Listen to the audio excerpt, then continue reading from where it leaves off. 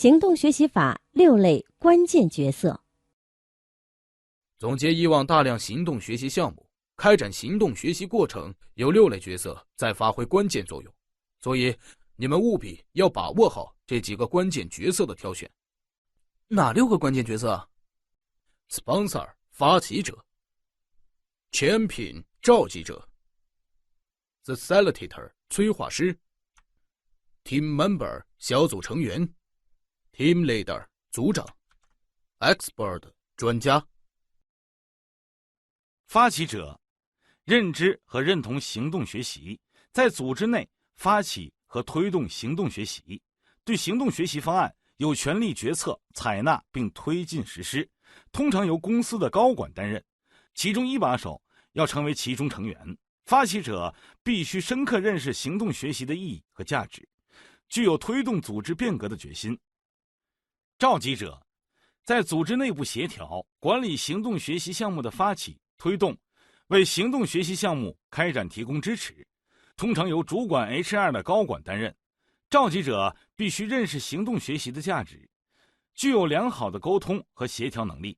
有一定的调配资源的能力。催化师，行动学习的成功需要组织有一批专业的催化师队伍，负责团队学习的设计、研讨过程引导、激发质疑和反思。催化师可以来自企业内部，也可以外聘。催化师应具备催化技巧、良好的沟通和协调能力，做事认真、热情。催化师运用专业的促动技巧，协助组织提升个人及团队绩效，通过开发组织内部潜能而解决问题，促进组织发展。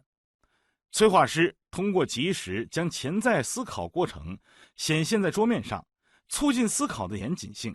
比如建立在更为客观依据上的思维，以及思考的深度，比如反思自己得出结论的深层假设或心智模式。催化师的最终使命就是每个参与者都学会了用催化师的技能思考、交流，从而极大地提高解决组织现实问题的能力。小组成员作为解决问题的主体，既关注解决问题或达成任务，又致力于自身的学习与发展。小组成员通常对问题有基本的认识，关注问题的解决，有学习的承诺，专业背景体现互补性。组长在催化师的指导下，具体组织小组研讨，负责团队学习小组行动计划的落实。组长一般是由组织内部相关职位的经理人员或业务骨干担任。组长要求掌握一般的催化技巧，具有负责精神和协调能力。专家阶段性因团队学习小组提供专业支持的人，一般来自外部的咨询公司、科研院所、政府主管部门、行业协会，也可以来自组织内部。专家对组员所请教的问题有很深的理论功底，或了解最新的发展动态和信息。